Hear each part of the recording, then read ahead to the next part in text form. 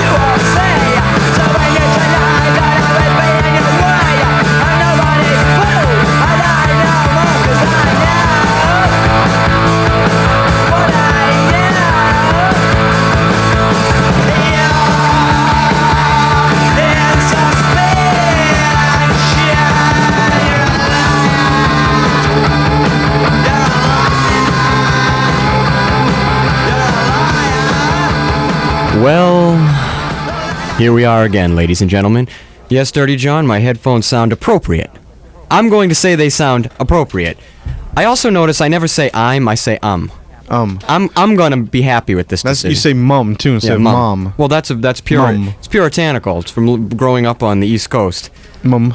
I've never heard anyone. I've lived on the East Coast. I've never heard anyone else use that. Mum? Mum? It's very British. It's like a British. Right. But you're not. Thing. You're not British. Well, my great four-grandfathers were British, and they came from a land of devilish ideas. Yeah, I don't know why I say that. So I'm gonna get my mum. Oh. So anyway, welcome to the show, No Positive Radio. It's 8 o'clock or so. Hello. My name, as always, is Paul Hullabaloo, and sitting across the board from me, the minister of all that is electronically motivated. By the way, did I mention that I'm also the minister of propaganda for the show? Sometimes I don't give myself a proper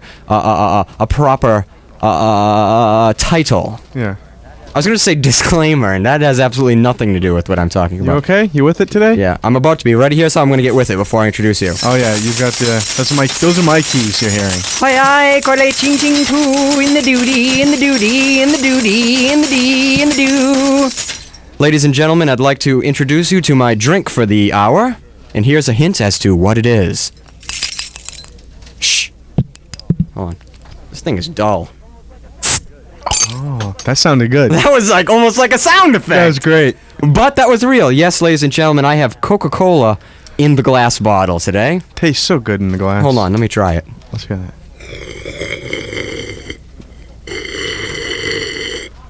That is fanciful. Ladies and gentlemen, I am drinking of a godly sap right now.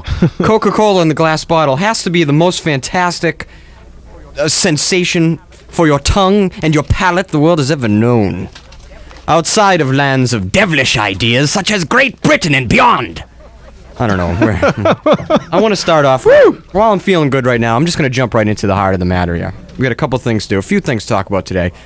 We're going to talk a little bit about the movie Spider-Man. Yeah. Dirty John and I went to a press screening. Yeah, because, of course, we're the press. Well, we're, radio show. And we dressed to impress. Oh, yeah! boy. So anyway, we went to the press screening on Thursday and saw Spider-Man, and we're going to give you our review of that in a few moments. Mm-hmm. But before that, we're going to take calls later, so don't call in until we say it's time, please. Well, that's the thing. I'm afraid they won't call anymore because that's why I've got one other thing to talk about, which is what I like to call an open letter to the basement dwellers. Yes, it's Paul Hullabaloo. His softer, gentler, more sensitive side is going to make an appearance today. And he has a little apology to make to ye old basement dwellers of yonder. So I want you to listen for that. That'll be in a couple of moments. But also, I'm also going to be talking, I'm going to be reminiscing a little bit, I feel a little nostalgic today because I'm feeling very sensitive today. I'm very soft, very sensitive. I'm very vulnerable right now. I'm very, very, very vulnerable right now. I'm vulnerable. I'm ticklish without being tickled. And so, I was thinking about an old friend of mine by the name of Big Jimmy, and Larry DeGiusto Jr., I'm sure, is out there somewhere, with his lovely, lovely, bashful bride, Nicole Quiros. And they're probably listening to the show right now, and Larry knows Big Jimmy. Larry D., who was on the show last week, who's also Larry DeGiusto, myself, and Big Jimmy, we used to be suburban thugs in a town in Massachusetts called Walpole, where we grew up. And I was thinking about him, and I was thinking about the family he came from, which was, he had two mothers, Leslie and Jane, and they were lesbians, but they weren't just like, typical, punchline lesbians. They weren't, fetish lesbians. They were seriously the most wonderful kind of lesbians, and a type of lesbian that and this is sincere. This isn't a bit or a pun or a joke or anything. This is very sincere. They were the type of lesbians that were middle-aged, maternal, socially matriculated suburban lesbians. Middle-aged, mothers. And I just get the most warm and compassionate feeling, and you can see them around, and I'm going to tell you how you can spot them. I'm going to give you some of the symptoms, ways that you can look around, you can see if you recognize any of them. I thought a little Yiddish would be... Turn that up a little. Would be appropriate while you're talking about lesbians. More. More. You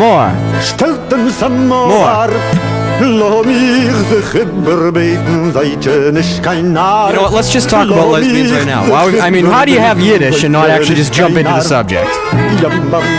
Ladies and gentlemen, I have here... If I can just find it. Oh, yeah.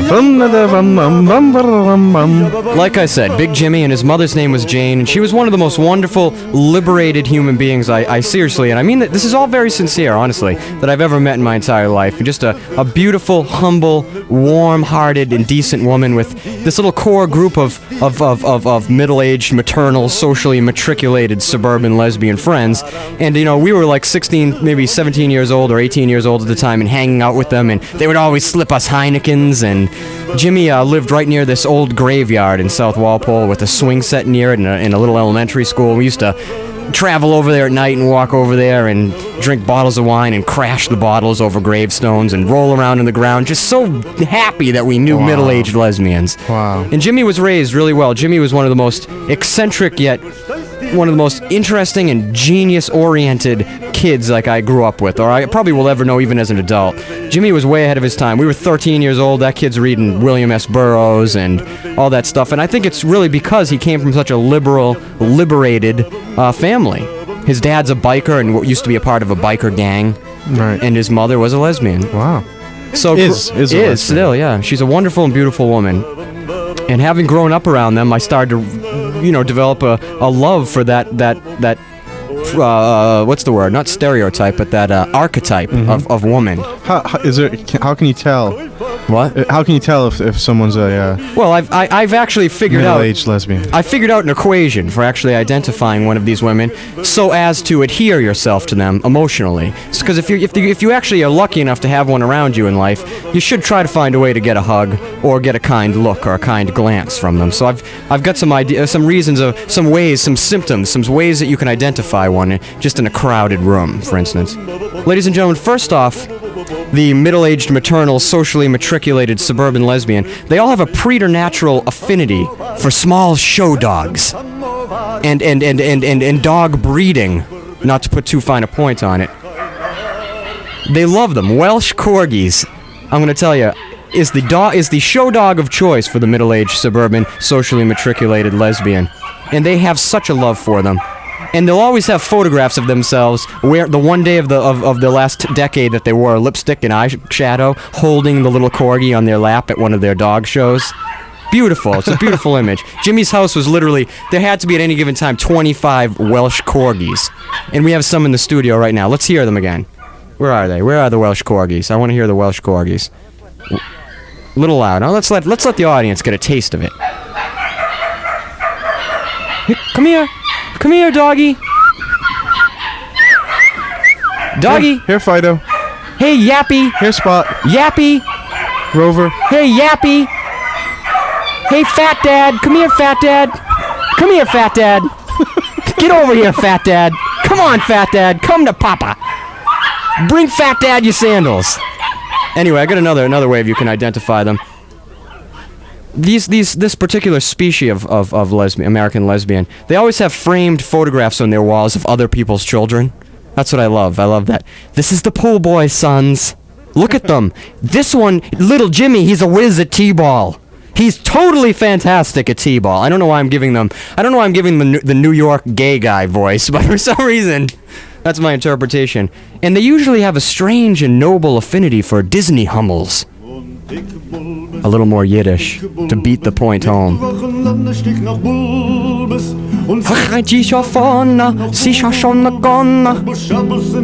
This is kind of romantic. Turn it up. This is called bulbs. Bulbs. Bulbs. Bulbs. Bulbs. Here, Fat Dad. Come here, Yappy. Come on, Yappy. Get over here, Fat Dad. Fat Dad. Come on, Fat Dad. Get over here.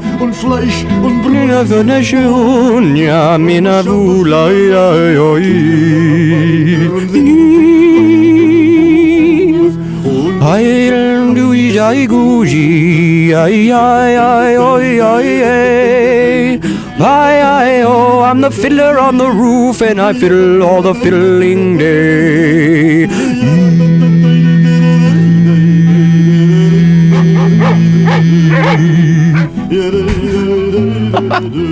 Where'd they go? Let's hear. I'm gonna bring out John Papa, my dog. He gonna sing you a little Yiddish yodel. He loved them. He's past the halt now. He mastered the halt. Now he's on the Yiddish yodeling, my dog John Papa, with his sunglasses. That was sounded like the end of Old Yellow's life. So anyway, that's a little point of interest there. And I didn't mean any of that as a joke, honestly. I mean, honest to God, I mean this truly sincerely. I really do. I actually get a very warm and comfortable feeling from that type of a woman. They're very maternal, and I just love how liberated they were, and they didn't take anything in life too seriously, and they were always seemed to be having a good time. And I have the best memories of sitting on that porch in the summer and, you know, hanging out with Big Jimmy and his mom, and notice I said mom and not mom. And all of her friends, you know, Maggie Salzberg, who's now an amazingly accomplished guitarist and singer in a band called the Maggie Salzberg Band, and just so many people. It was just a wonderful time in my life, a really magical time, and I'm glad to have spent it with people that were as cool as that. Anyway. Hello! Well, thank you, little parrot. Anything else? Parroty? Hello? Hello? Hey. Parrot! Parrot! Hello? Hey! That's bizarre.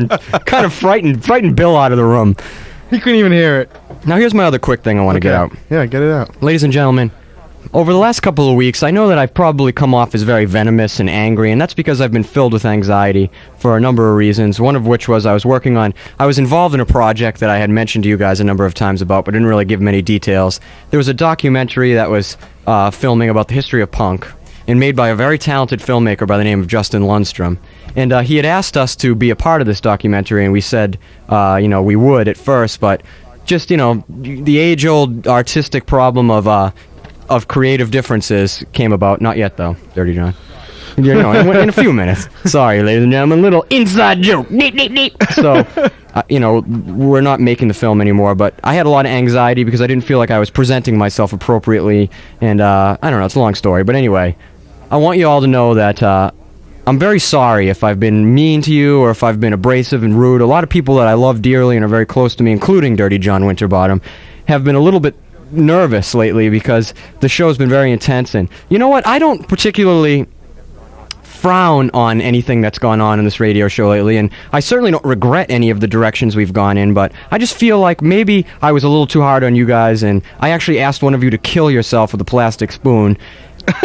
And I mean to laugh at that. Hey, if the kid could kill himself with a plastic spoon, God be with him, because that would be a feat in and of itself. Wow. But I want to tell you that my mother called me up and was very, very upset with me, and was literally yelling at me and saying she wasn't going to listen to my show anymore. My mom already stopped. Yeah, see, I think I've alienated a lot of people's mothers, I think is what's happened here. And I want to make it up to you, and there's only one way I know how to make it up with you besides... This is such a heartfelt and sincere show this week. It is. This is drama. This is like the old days. I feel drama right now. I feel very comfortable because there's a weight off my shoulders. I'm no longer angry at you, and I no longer wish you all would die. So therefore, I feel great. Good. So anyway, I sincerely apologize, and I hope you people can ultimately forgive me of my sins. For we forgive those who trespass against us. And lead us not in thy holy womb, but forgive us, Mary, for we forgive those who eat before breakfast, as we forgive those who trespass against God and are striken down by lightning, like Moses and Ramses. Amen. Thank you. So here's a little song I've prepared for you, and no, it's not called Rape Dungeon. Thank God. Going down to the rape dungeon. Sorry. Everybody thought I was, he sounded so sincere momentarily. Do we have it ready? What's going on? Now I want it. Oh, okay, I'm sorry. Didn't know we were recording. Yes, this is a little song called Green Sleeves. A little bluegrass number.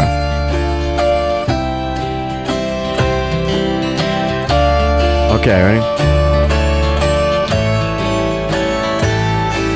I'm sorry I was mean to you, my listeners 2 and 3. I loved you from the day we met, and we have not met yet. Think of that. Every time I wish I was here, I think of all the mean things that I have said. Singing songs about rape dungeons and Negroes in Germany. What did it get me but pain and misery? Now I'll wait for you, my friend, at the gates of Valhalla.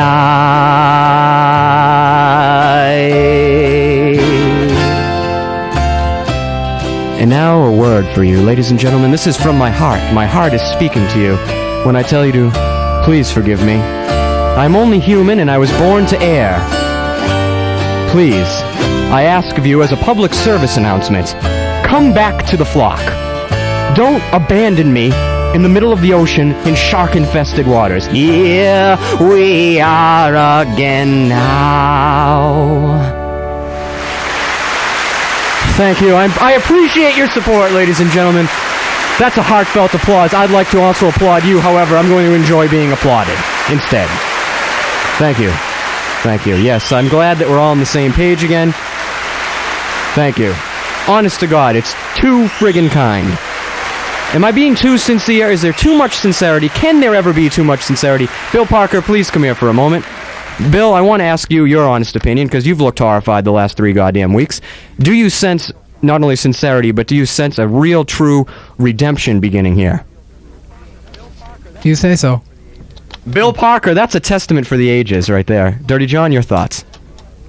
There was moisture coming out of my eyeball. I think I was crying a little bit. You might have been tearing up, or you just could be stoned again. Well, I'm out of my head right now.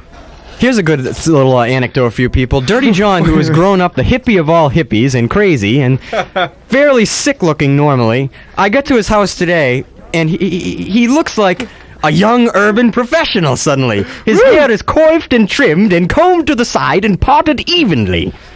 Well, you know... What happened? I'm single again. I gotta look good for the ladies, but we'll get to that later. Ladies and gentlemen, God, you are the master of the... what's that thing called? The Segway. The Segway. You are the master of the Segway. Right now, before I said it, John Monez was thinking, Segway, damn it! Segway, and no more damn calls! I think it's you always do it on that word. I've reminded you of what that word is before, and I think you have a problem with Segway. I think I haven't had enough lovely, godly sap. I'm going to have a sip now. Do we have something we can accompany? You know, I'd like to have this sip You know where I'd like to have this sip? I'd like to have this sip down at the fairgrounds. The fairgrounds. Yeah. I want to take a trip to the fairgrounds, and I want to have a sip at the fairgrounds. Okay. You know why? Because I like. Sometimes it takes a little while to get to the fairgrounds. You have to transport yourself there. This isn't a 1-minute process. Here we go. Ready? Oh, we're back in time. Look, we're in New Jersey in Atlantic City. Look, we're on the boardwalk, and there are people enjoying merriment and fancy ship. Look at us all. I'm getting tired of doing this. Where's the fairgrounds? Are you sure it says fairgrounds? Yeah, carnival grounds, fairgrounds. This isn't a damn rocket science. Fairgrounds. It's near arcade. It's right next to the arcade. It says Carnival Midway, and you're telling me I want to go. That's what I fairgrounds. said. I want to go to the Carney Midway. I'm sorry. And I want to have a sip. I'm not going to have a sip of my Coke until I get to the Carney. Come all to the Royal Hannaford Circus. Get on down. We got fleas, we got trees, we got fat girls without knees at the Royal Hannaford Circus. Hey, ladies and gentlemen. We got all colors down here, Georgie. Everything floats down here, Georgie. All right, let me have a sip. Daddy gave me some Coca-Cola and some cotton candy. Daddy loved me. Get over here, John Popper. Get on over here, John Popper. You know you love the tilt-a-whirl, John Popper the dog. You cannot wear your sunglasses on the tilt-a-whirl. You're gonna lose them. You're gonna damn well lose them. All right, I'm all set. Yeah. Thank you. That was a little trip down. See, no positive radio. You're not in a radio station. You know, this isn't that type of shenanigans. You're at the Carney Midway. The Carney with Midway. Satanistic clowns saying, "We got all colors down here, Georgie." That is a pretty fantastic impression, though, isn't it? That's pretty good. Oh, the Tim Curry. Tim Curry. Everything floats down here, Georgie. I know Nicole Quieros loves clowns, and she'll know that. I love everyone. I love Dolores. Dolores White is out there, one of our faithful listeners. I love you. I don't know, Blake Hines, I love you. Anyway, John Monez and Shelley and Mal and Haley and Henry, I love you all. I'm just so We're gonna give a friggin' shout out to the fanciful. people. The Miracle Mark Wilcox. What? Are we gonna get a call? No, didn't we want to? Yeah. I want to check. Thank you for keeping me on the path here. I'm trying like hell. Don't worry, we're gonna get to Spider-Man too. You're gonna hear We our have plenty thoughts on of time. Yeah, we're cruising. It's the greatest show ever because I feel good. It's gentle today, and it's gonna stay gentle. Really quick, next week we were supposed to do it this week. You're probably wondering where it is, but we've decided to move the world premiere of Skin Pencil 3 Part 3: The Ghost of Justice until next week. So next week you're gonna get all 3 episodes of Skin Pencil 3, It's like a marathon. including the world premiere of the quote-unquote shiztastical final with a question mark in parentheses installment. Can any of you fools say cliffhanger? I know I can. I wrote the damn thing, I know. And I mentioned I star in it and play dual roles because I'm the Peter Sellers of WRIU. I actually play 7 roles, 7 damn roles. I even play the crickets in a scene that takes place in a robot graveyard. Oh, did I say too much? Uh-oh. A robot graveyard, you say, Paul Hullabaloo? How could it be? How could one man craft an audio version of a robot graveyard? Well, you'll find out next Sunday night. And the week after that, Dirty John, would you tell them what we're going to have? I would love to, except I don't know what you're referring to. We're going to have the world premiere of Part 1 of a 5-part series, which is the definitive audio documentary of The Cringe. Okay, I didn't realize we were doing it that soon. That's why. But Yeah. hey, sure. Okay. It's going to be it's 2 weeks from tonight. Part 1, the early years of The Cringe story. And I'm going to tell you, this is going to be like literally amazing. a hardcore production and presentation, an amazing audio documentary of our experiences, chock full of interviews, previously unheard early demos, Right. and stuff that I don't even remember doing, All sorts of stuff. and live shows in front of 2,000-3,000 people at some points. Yeah.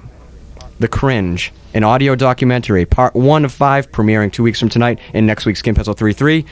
Now, what were we going to do? Oh, yes.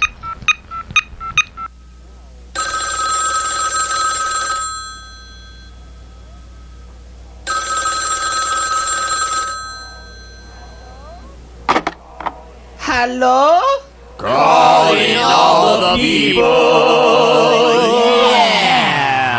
No positive radio style. Yes, we're back, and ladies and gentlemen, this is something we used to do when we were in the WALE days, because nobody ever called us, because I haven't heard that in a long time. we weren't even, nobody was listening to us when we were on the old AM days.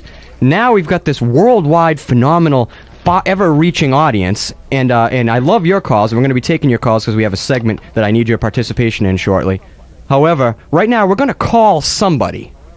We're just going to call somebody because I want to know, I want to express my sadness, my disappointment in myself. I want to see if my apology has been expected. So we're just going to call a random number, and I guarantee you the person will be listening, because who isn't listening to No Positive Radio right now in Providence? I think everybody's listening. However, we don't know if this technology is going to handle this. What we need to do. This could be a disastrous event right now, but we're going to attempt just to call somebody up, a random number that Bill's going to provide. Bill's going to give me 3 numbers. No, Bill, give me 4 random numbers between 1 and 9, or 0 and 9. 3. Yep, 3. 6. Is this the number I'm supposed to be dialing? Hold on. Say it You again. don't want to say this over the air, though. Oh yeah, I won't say the last 2. 3, 6. One more. Come on. Okay. I've got the number. I'm giving it to Dirty John. It's a random number. It's like a magic while I trick. try and make this work, okay? We're gonna see if it works. Can we hear the dial tone and the buttons and all that? I don't know. And I'm gonna ask this person frankly, at point blank, if they accept my apology on behalf of all the basement dwelling droogie listeners out there. Will this person accept my apology?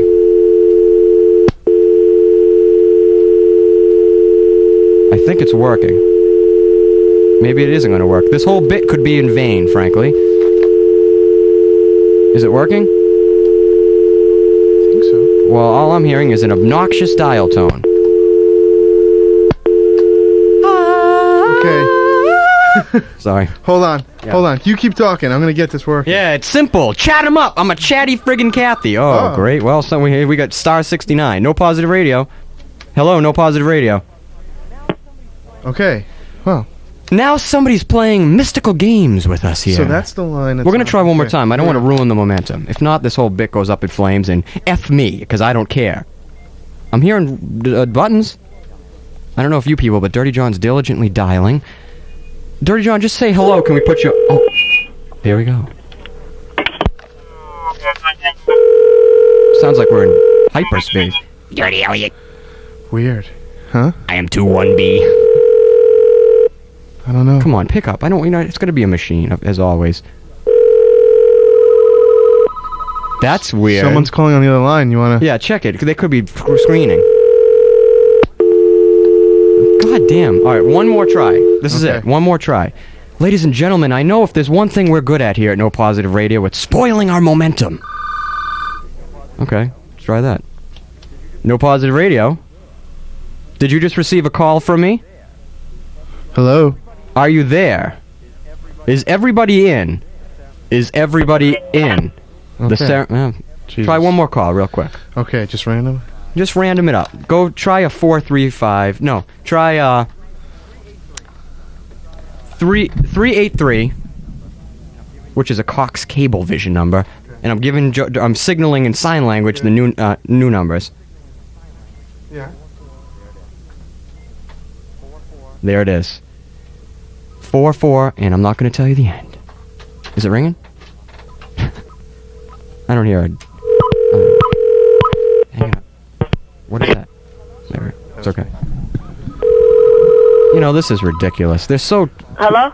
Hello there. This is Paul Hullabaloo calling. I'm live on the air right now on the radio, 90.3 FM. How are you? Fine. How's everything? Fine. What's your name? Huh? What? Can I ask your name? What is this for? Are you near a radio? What? Are you near a radio? Yeah. Do you believe you're on the air? You're literally on the air right now in a major FM radio station. For what? I wanted to call up and I wanted to ask you something. I was wondering if you possibly would understand my sincerity when I offer you my apology, and I apologize to you. Do you accept my apology? For what? Well, like I said a minute ago, I've been so venomous lately. Okay. Well, she did not, I guess, accept your apology. Well, we're 0 for 1. Try another one. I mean, I can't leave it like that. No. What was that all about? Okay. God damn it! Here, we'll try... Damn it! Hello? No, you have to hit the button. Yes. I accept your apology. On behalf of whom, good sir? My name is Dave. Hello, Sir Dave. How are you? I'm glad you accept my apology because, frankly, I mean it from the heart, and I know that I tend to sound satirical and cynical. Cynicism does run in my blood. After all, I am no positive. However, I do appreciate you calling up and voicing your opinion in the matter. Well, I have an opinion I'd like to give you. Okay. I find you to be quite intelligent Right? and rather thought-provoking.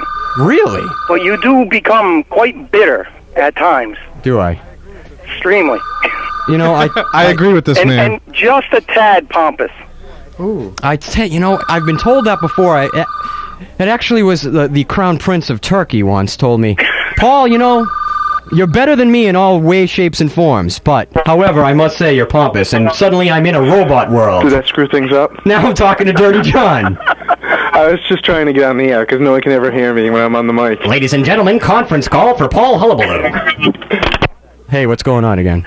Not much. You gotta love that. He's such an attention hound. I'm trying. Well, thank you for your call. Somebody That's no desperately wants to problem. All talk. right, one more. Listen, find something to Yeah. talk about, will you? Yeah, I'm getting there. Relax. Oh! Don't Piss me off. I'm doing Spider-Man in a minute. Do it now! All right. Goodbye. Bye. Wonders why I'm bitter. Hello. Hello? Hi. Yeah, I actually, Wait, let me hold I have on. a Hold on. friend that Hey, whoa. deeply- Let me cool out a little bit first. I'm feeling edgy. I want to cool out and accept Turn your down your apology. radio. Oh, I'm not here to, accept my apology. Who, wait? I thought you were apologizing. Yeah, yeah, I'm apologizing. Well, it's the thing is, we have a friend. She is actually really deeply hurt. We would like you to call her Why is she hurt? for all the things you've said and been saying, the venomous attitudes we've been hearing on the radio. All right. Whatever I have to do to right this situation, I'll do it, because frankly, I'm feeling sick to my own stomach about myself. I know how it feels sometimes. I mean, I'm trying to follow the way of Bushido, the way of the horse and the wagon. And, you know, you're not supposed to be angry and venomous. You're supposed to be at one and peaceful with yourself. Those are wise words. And suddenly I'm being eulogized. Society is now eulogizing Paul Hullabaloo. Ladies and gentlemen, we are gathered here today to bury the angry side of Paul Hullabaloo. Yes, he was a genius. Yes, he was a brilliant, intoxicatingly brilliant genius. But he was angry and venomous, and we just can't have that in American society today. This, after all, is a Western utopia, full of hopes and dreams and gold-lined Shunkville streets. And there's no room for venom, and there's no room for bitter, malignant, maligned attitudes, such as the attitudes of the Paul Hullabaloo who was previously Paul Hullabaloo before I became Paul Hullabaloo again. Oh, going on a little diet. Amen. Is that like Going on a little soliloquy. What, are you filling in your neighbors? Hello? Are you filling in your neighbors? Thanks for the call. Wait a minute. Yep, sorry. next? Hello? He didn't want to get it out. Hello? Sorry. Paul. Yes. This is Dave again. Dave, what's up? Are you familiar with the Code of Bushido? Well, I'm trying to learn now. I mean, I've been asked to follow the Code of Bushido. Would you like to learn the Code of Bushido? I truly would. I mean, I'm sincere about that, too. The Code of Bushido is honor, loyalty, justice, courage, veracity, and benevolence. How did you know that? I am a martial arts instructor. Where do you instruct martial arts? I instruct martial arts in Warwick. Give a plug. Go. You want to plug it? Sure. It's American Kempo Martial Arts Center on 753 West Shore Road in Warwick, Rhode Island. Let me ask you two questions. Number Sure. one, would there ever be a time you'd come into the studio and give me a martial arts lesson in all seriousness? Absolutely, in a heartbeat. And my other question is, so that's basically my question. I'd like to apprentice to somebody, and I'd like to learn, I need to learn I gotta become one with myself. I need to learn how to center myself. That's good. That's good. That's the best start. I'm too wrapped up. That you know you need that. All right.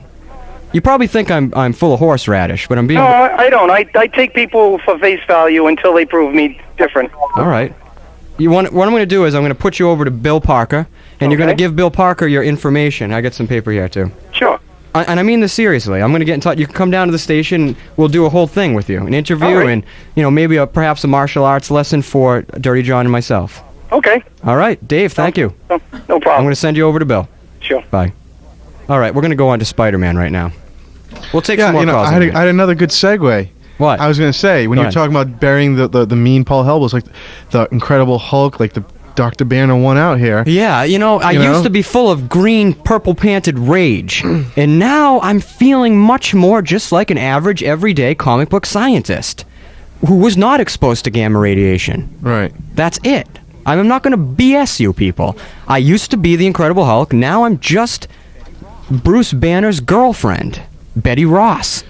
Maybe you can I got something. Maybe you can demonstrate for us what it was like when you would feel the mean Paul. Go ahead. Coming on. Where is it? I can't control it. I cannot control it anymore. I cannot break glass. Da! Ka ka ka ka! Bad bullshit. Why am I in a zoo sleeping with wolves? What did I do last night? Where am I? Why are the vultures of society staring at me, wanting them to do their wanting? Oh, I'm so lightheaded. Paul is out for the count. I am so... Watch your coke, man. I just went into a wicked, sweaty, lightheaded problem from yelling. He almost went down. That What are you was trying crazy. to do? Sabotage me? I've been hit by a kyber dart and I feel woozy. This is an upcoming Star Wars reference. Yeah. Spider-Man does whatever a spider can. Spins a web any size, catches thieves just like flies. Look out! Hey! Here comes the Spider-Man. Now everyone in Yiddish! Is he strong? He's got radioactive blood. Can he swing from a thread? Take a look overhead. Oh no! There goes the Spider-Man. In the chill of night, at the scene of a crime. I didn't know there was a bridge to this. Yeah, it's like a minute long, the whole thing. Spider-Man, friendly neighborhood Spider-Man. Wealth and fame, he's ignored. Action is his reward to him. Life is a great big hang-up. Wherever there's a hang-up, you'll find a Spider-Man. All right. All right. So Dirty John and I, like we said, we went down and we saw the press screening of Spider-Man Thursday night, Providence Place Mall, which is very interesting. I'm actually going to do you know what, because I've become a new person. I'm going to do a big thing here. I'm going to send it over to Dirty John to start off the discussion. Go ahead. What'd you think? Let's start this way. What was your base thought? First of all, some basics, right? Yeah. Directed by Sam Raimi, who has done the Evil Dead movies, Yeah, right? We've actually devoted an entire hour of our radio show to Sam Raimi, one of my favorite filmmakers of all time. A great filmmaker. And Tobey Maguire, kind of a new actor, done a few things, right? He's always his big, break. He's done a lot of classy things. Right. And not saying Spider-Man in its own right is kind of a classy experience. Right. Go ahead. And Kirsten Dunst, of course. Wow. Huh? Just a beautiful... and it's like the old days where you get a crush on an actress. You see the girl in the movie, you never noticed her really before. Yeah. And then you go to the movie, you come out and you're all fucking... See, I'm worked up. I'm all sweated. I'm still lightheaded and something. Right. It's lightheaded and such. Yeah, she's beautiful. But I love the movie. I'm a Spider-Man fan. I don't read them all. I keep up with it a little bit. Yeah, you kind of know. I've met Stan Lee. Tell that story real quick. I lived out in Hollywood, and a girlfriend of mine at the time worked in a television company that was working on a project with them, and I was there, and he was there, and I ran quickly to a store, grabbed the Spider-Man comic, and had him autograph it for me. He was really cool, really nice. And I bet he said something like this: "Hey, Joel, keep on swinging." Blah. Hey, web slingers. He's got a funny toupee, though. Yeah, he's creepy weird. looking. It's a little weird. He's in the movie for like a half a second, Yeah. with the cheesy old fear. Oh no! He kind of looks like an old uncle your parents are forced to live in the basement because he's gone a little nutty. Come on down, Paul. I want to show you my pool billiard ball collection. They're all in my pockets. And I wrote Spider-Man today, believe it or not. I don't know. Go ahead. But the film, of course, relies a lot on its effects. John Dykstra, who did the Star Wars films, who worked on the Star Wars films, was in charge of this. And who is now competing directly with the Star Wars legacy. Right, of course. Episode 2 coming out next week.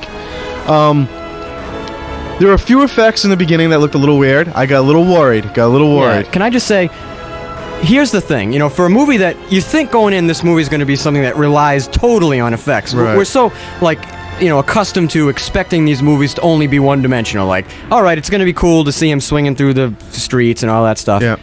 Here's the thing. Some of the effects, I think, could have been better. Right. However, what was amazing and surprising about this movie is the actual just regular aspect of the movie was so good. It was so weird to see like live action Spider-Man. I'm used to seeing it drawn, and there he was walking around, and it looked very believable. And the world looked like the New York from the comic books. This film more than any other was the most like a comic book come to life. I think. Oh yeah, Sam Raimi was a good choice for the same reason that Peter Jackson was a good choice to do the Lord of the Rings movies. He's not spoiled. He's not so twisted by the system as to believe his own hype. So, like a guy like Tim Burton, God love him, but he took Batman and made it his version of Batman. Right. He didn't really represent the comic book. I like the Batman movies, but this is like Sam Raimi taking a backseat to Jack Kirby and Stan Lee and letting the movie be the star and just being the guy who runs the cameras and makes sure everything's going correctly and,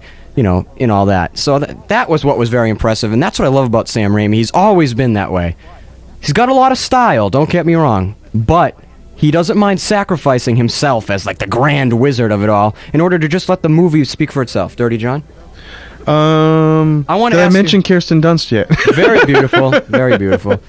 Let's talk about the costumes. Big debate.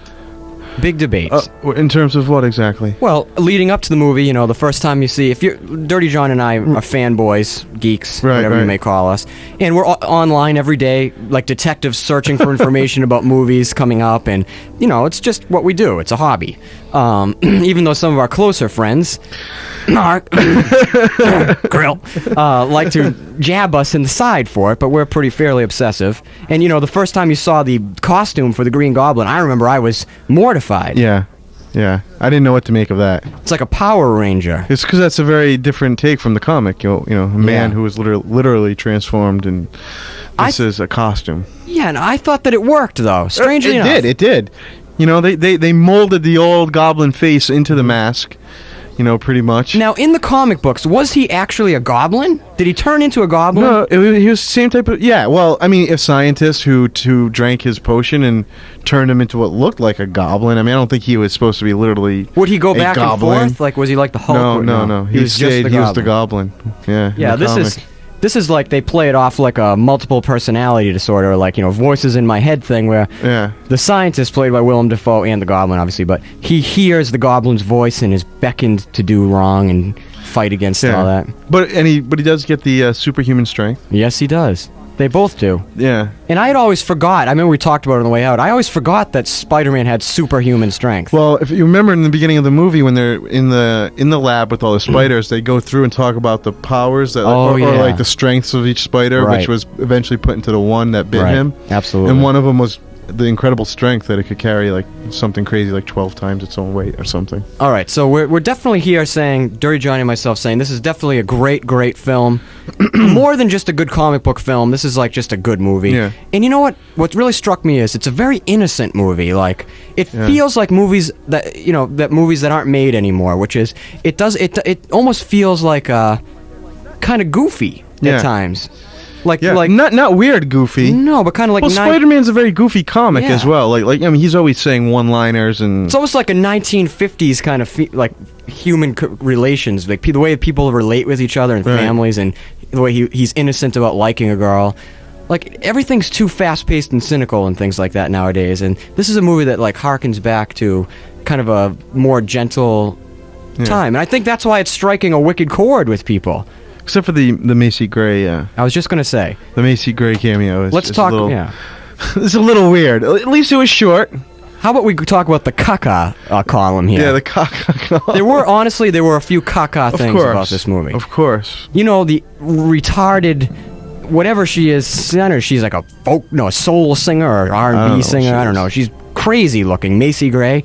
they put Macy Gray in the movie during this big climactic sequence where she's singing on stage and everybody's grooved out to her, and it's just about the gayest thing you're ever gonna see. Like, it's just so gay, and it dates the movie. These things, like, don't they realize this? That 10 years from now, when nobody gives a rat's ass who Macy Gray is, like they give a rat's ass now, people are gonna be like, what is this? She's singing her cool 2002 hip-hoppy soul song. Yeah, Macy Gray, look at you. That was in the a lot of Dr. Pepper references, which was kind of obnoxious. And I thought that the big set piece with the trolley and her, I thought that was a little anticlimactic. Yeah, well, you know what? Maybe because we knew about that scene beforehand. Yeah, maybe. So I knew about it, from looking on the web, but I didn't expect it to be. Maybe are we giving out too much that people haven't seen the movie? Hey, sorry, but I didn't expect it to be the big climax scene, but it was okay. It was all right. And I even kind of felt a little bit of an anticlimactic sentiment, even about the, final meeting of the Green Goblin and Spider-Man, to the point where I didn't even realize that this was supposed to be like, oh my God, this is the showdown. Yeah. Like, I didn't even really realize it. Yeah. You know what I want them to do in one of the Spider-Man movies when they keep making them is, do you remember in the cartoons, or I don't know if they ever did it in the comics, is he could make his web into like a shield, like a big web shield? Oh yeah, I love it. And it seemed like a lot of comic book guys would always work in shields to their thing somehow. Bill, are you a comic book guy? Come here for a second. Now, Bill, when we first got in, Bill was upset that he didn't go with us at Steve Spider-Man. I had to kindly explain to him, of course I wanted him to go, but we got these 2 passes and we had to go. Now, Bill is going to come with us on a week from Thursday to see Star Wars Episode 2.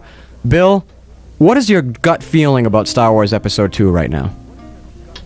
Well, from what I've seen and stuff, it looks like it'll be pretty good.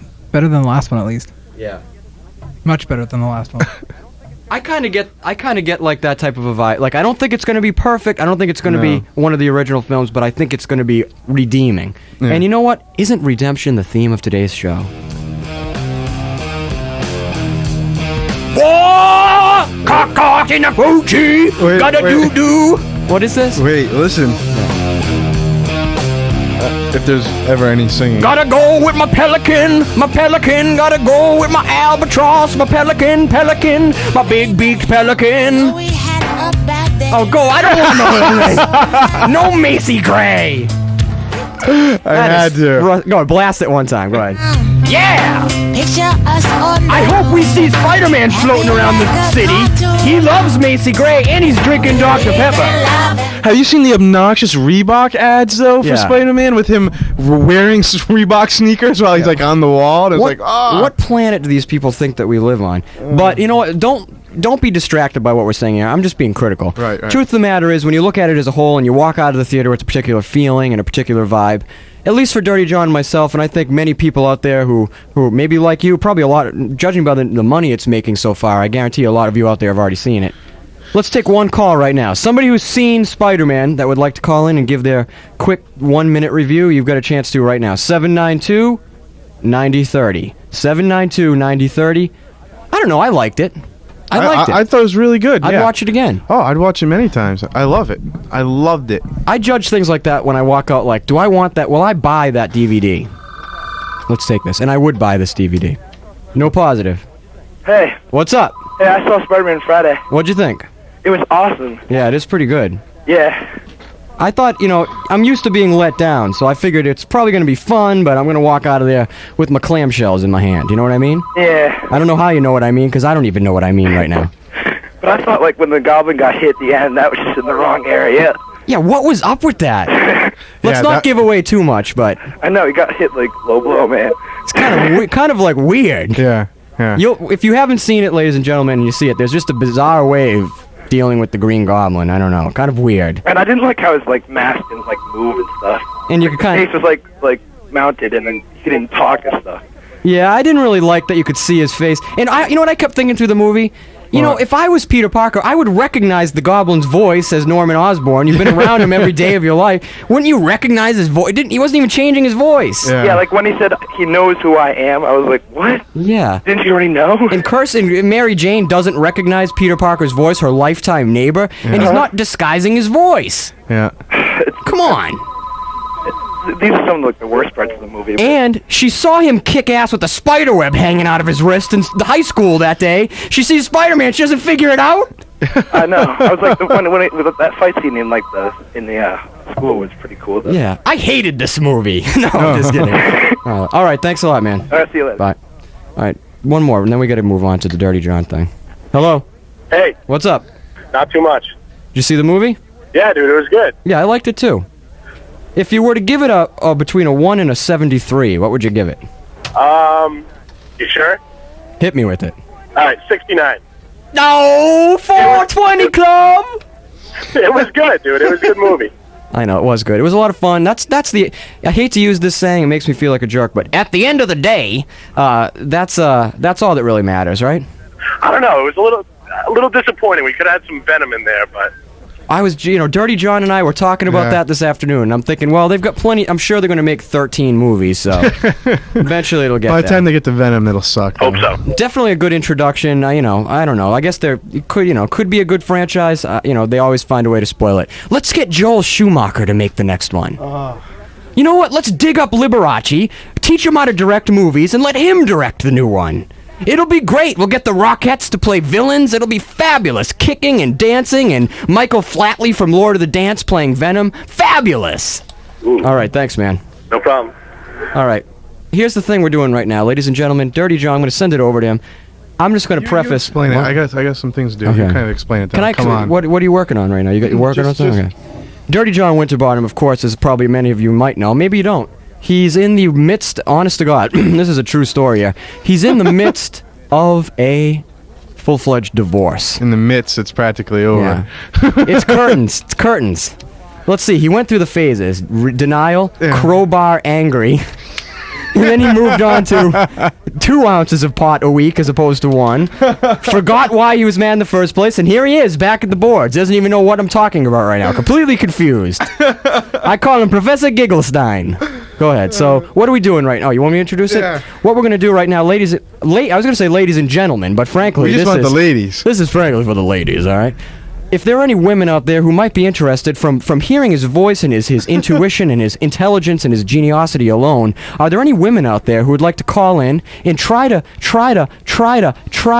make the move on Dirty John? And I'm going to be the ultimate judge because I know what's best for him. And if I think you're suitable, maybe I'll try to work something up for you with Dirty John. Maybe you can give him a back rub, run your hands through his hair, giggle around with him, bounce on his belly while he laughs. It's all fun. So 792-9030, call in if you're interested in Dirty John. Please let there be a silence so I've got a good punchline. Ready, go. 792-9030. I want to hear the punchline. Any women out there who would like to talk to Dirty John right now and give him some kind words of love and sympathy, all you got to do is call 792-9030. If I have to announce it again, I'm going to say it's open to guys too.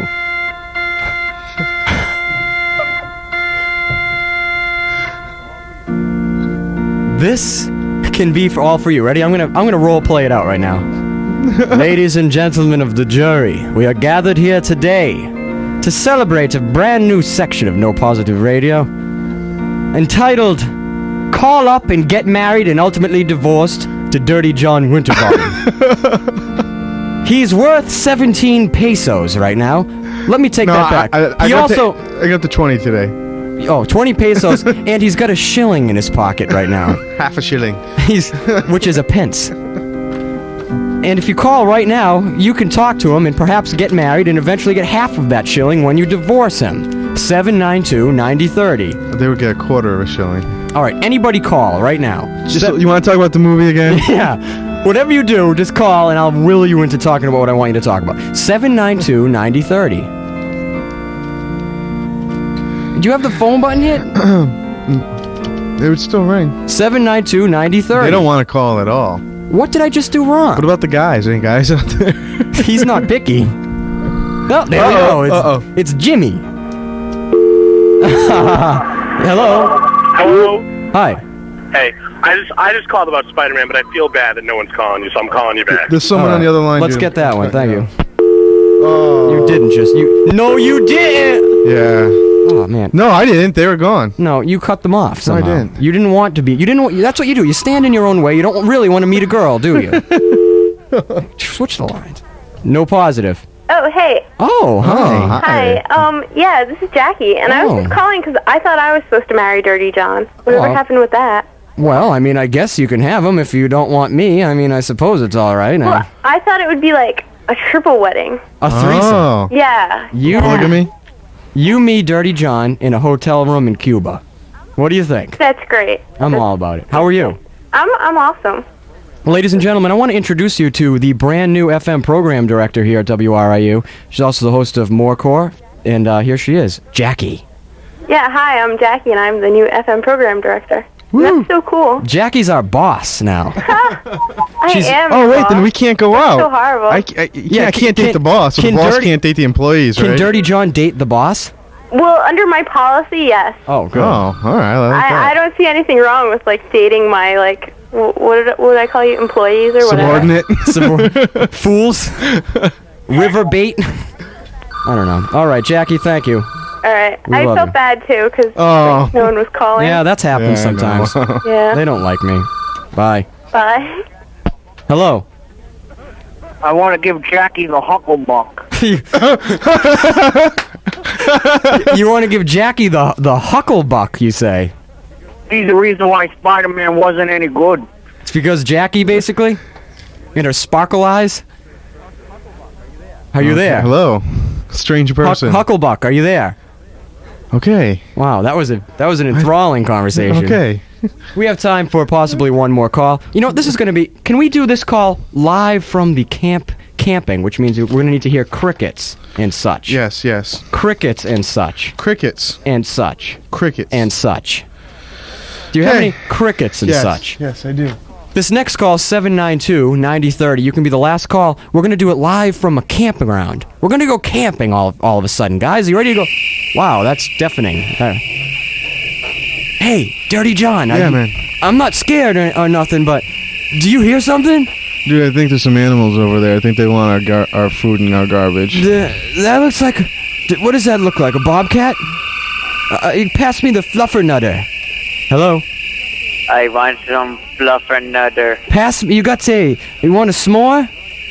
I want the fluffernutter. You want a fluffernutter? Let's roast some weenies. Would you like the hucklebuck? Give me the fluffernutter. Would you like the hucklebuck? I would like... No, I want the fluffernutter. Okay, I guess we'll... Less nutter, more fluff. Dirty John, where did this dude come from? I came from Fluffernutter. He can't find his own camping spot? Those were the sounds in the woods, dude. Let's go back to the old-time carny real quick. I'm going to cover you in fluff. All right, I'm going to shut you off. Here we go. I like having the power. I'm sentimental and sensitive, but I have the power. Remember, ladies and gentlemen, next week, No Positive Radio, Skin Pencil 3, Part 3, The Ghost of Justice, and the week after that, Part 1 of 5 of the cringe audio documentary entitled Live the Lie. Put that on. Hello?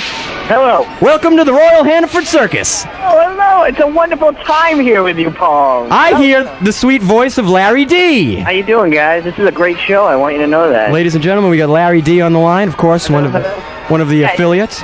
Yeah, what a great show. You know, you kind of touched a couple of people. You apologized. I want a stuffed animal on the ring toss, dude.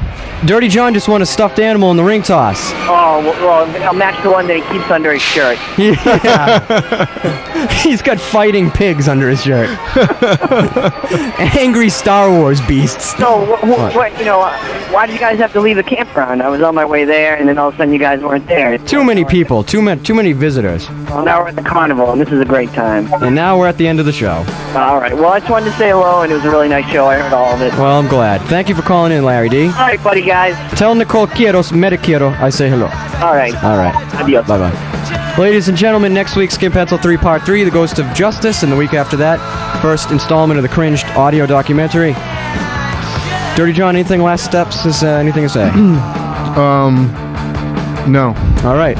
Coming up right next, we got Mr. Mike Maresca and Kind Sounds, rocking the sweet kind sounds of the Kind Sound South. And we'll be back next week, next Sunday at 8. Stay tuned. Till then, subject, oppose, subvert. I love you, ladies and gentlemen. Always live the lie.